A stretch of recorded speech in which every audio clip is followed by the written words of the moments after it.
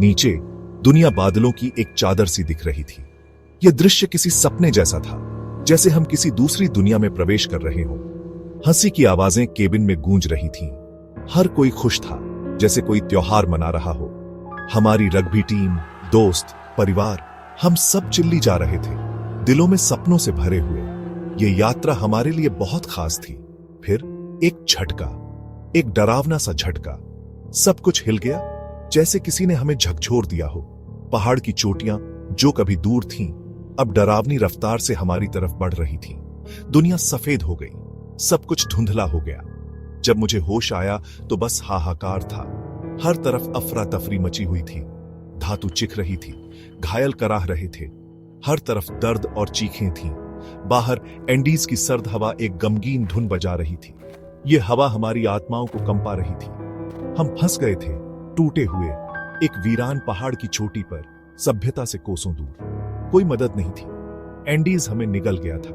यह जगह हमें खत्म करने पर तुली थी। बचने की कोशिशें शुरू हो गईं। हम सबने मिलकर एक दूसरे की मदद करने की ठानी। हम मलबे के बीच गर्मी के लिए एक दूसरे से चिपक गए। यह हमारी एकमात्र उम्मीद थी। ठंड बेरहम थी, हमारी हड्डियों तक में समा रही थी। यह ठंड हमें मार डालने पर आमादा थी। खाना कम था, हमारी उम्मीदें और भी कम। हर दिन एक नई चुनौती थी। हवा का हर झोंका एक ही डरावना संदेश दे रहा था। क्या हमें कोई ढूंढ भी पाएगा? यह सवाल हमारे मन में गूंज रहा था। दिन रातों में ढलते गए, हर एक पिछले से ज्यादा ठंडा।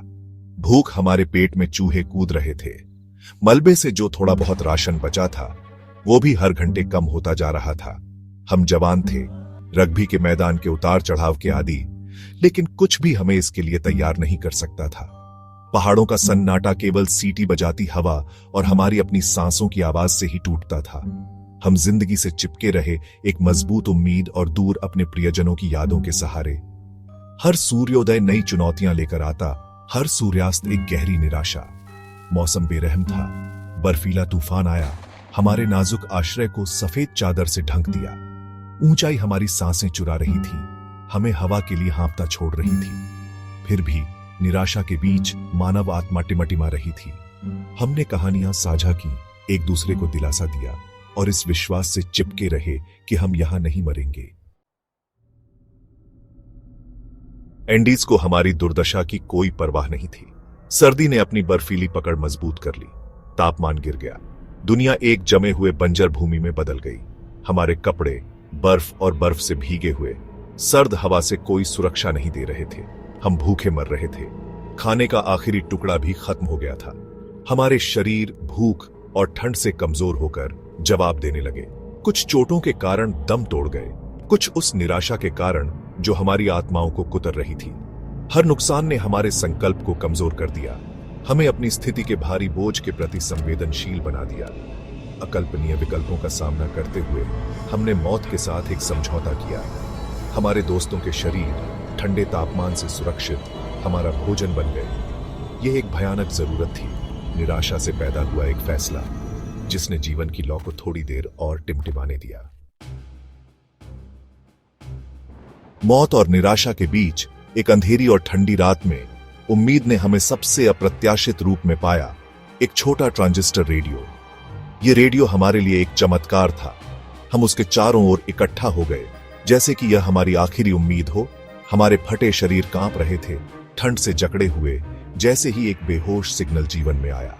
बाहरी दुनिया से खबरें जो हमें जीवित महसूस कराती थीं, सभ्यता के लिए एक जीवन रेखा हमारे कानों तक पहुंची।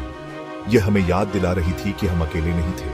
हमें पता चला कि हमारे विमान की खोज बंद कर दी गई थी। यह खबर हमारे दिलों को चीर गई। हमें आधिकारिक तौर पर खोया हुआ, मृत मान लिया गया था। यह सुनकर हम टूट गए, लेकिन फिर भी कहीं न कहीं एक उम्मीद की किरण थी। निराशा हमें घेरने की धमकी दे रही थी, लेकिन फिर एक चिंगारी, एक छोटी सी रोशनी। रेडियो एक रग्बी मैच की खबर भी लाया, जो हमें एक पल के लिए हमारी स्थिति से दूर ले गया। चिली और उरुग्वे के बीच एक खेल। यह खेल हमें याद दिला रहा था कि जीवन अभी भी चल रहा है। हमारे दिल ठंड से सुन्न, लेकिन इस खबर से थोड़ा गर्म हो गए। आशा की एक किरण से हिल गए। अगर वे अभी भी खेल रहे थे तो वहां अभी भी एक दुनिया थी जो हमें याद कर रही थी। छुपी भी एक दुनिया थी जो हमें नहीं भूली थी। यह हमें एक नई ऊर्जा दे रहा था, एक दुनिया जो हमें नहीं भूली थी। रेडियो हमारी उम्मीद की किरण बन गई, निराशा के सामने आशा का प्रतीक। हम इससे चिपके रहे जैसे यह हमारा जीवन था, निराशा के सामने आशा का प्रतीक। हम इससे चिपके रहे, इस ज्ञान से ताकत हासिल करते रहे कि कहीं न कहीं जीवन चल रहा है। इस ज्ञान से ताकत हासिल करते रहे कि कहीं न कहीं जीवन चल रहा है। यह हमें जीवित रहने की प्रेरणा दे रहा था। इसने हमारे जीवित रहने के दृढ़ संकल्प को बढ़ावा दिया। इस बर्फीली कब्र से बाहर निकलने का रास्ता खोजने के लिए, इस बर्फीली कब्र से बाहर निकलने का रास्ता खोजने के लिए हम जानते थे कि हमें हार नहीं माननी है। दिन हफ्तों में बदल गए। रेडियो बाहरी दुनिया से हमारा जीवन रेखा, हमारी आशा का एकमात्र स्रोत बना रहा। लेकिन केवल आशा ही हमें नहीं बचा सकती थी। हमारे शरीर जवाब दे रहे थे। हमारी ताकत हर गुजरते दिन के साथ कम होती जा रही थी। हम फंस गए थे। हमारे बचाव की संभावनाएं सूरज की गर्मी के साथ लुप्त होती जा रही थी। एक बेताब योजना बनने लगी।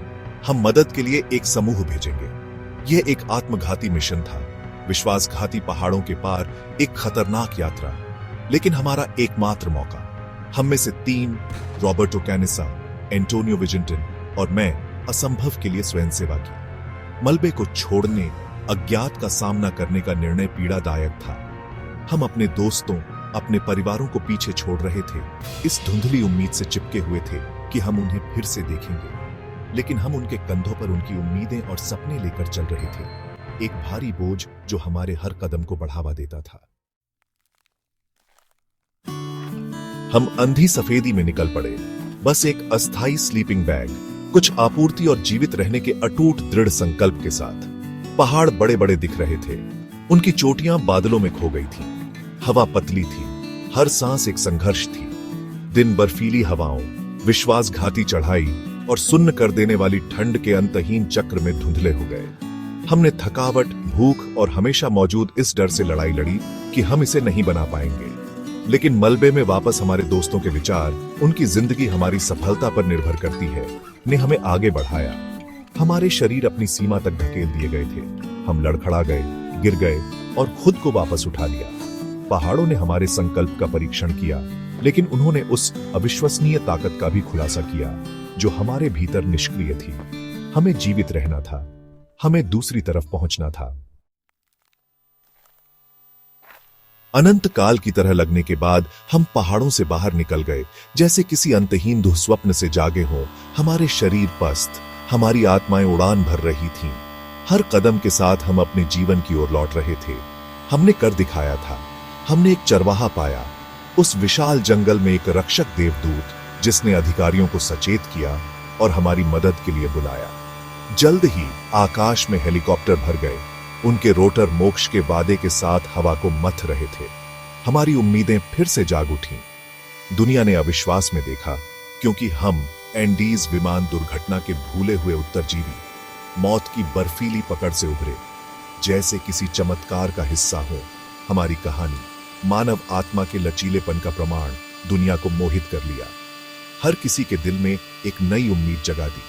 हमने रसातल का सामना किया और विजयी हुए। हमेशा के लिए उन पहाड़ों से बंधे रहे जिन्होंने हमें चुनौती दी और बचाया।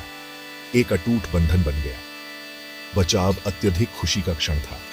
राहत हम पर एक ज्वार की लहर की तरह बह रही थी, जैसे एक नया जीवन मिल गया हो। लेकिन यह प्रतिबिंब का भी समय था, उन दोस्तों के लिए शोक मनाने का जिन्हें हमने खो दिया था, और उनकी स्मृति का सम्मान करने का। उनकी यादें हमारे साथ हमेशा रहेंगी। वे हमारी कहानी के मूक नायक थे। उनके बलिदान ने हमारे अस्तित्व का मार्ग प्रशस्त किया। उनके बिना यह यात्रा अधूरी होती। एंडीज ने हमारा परीक्षण किया, हमें तोड़ा और अंततः हमें मजबूत बनाया।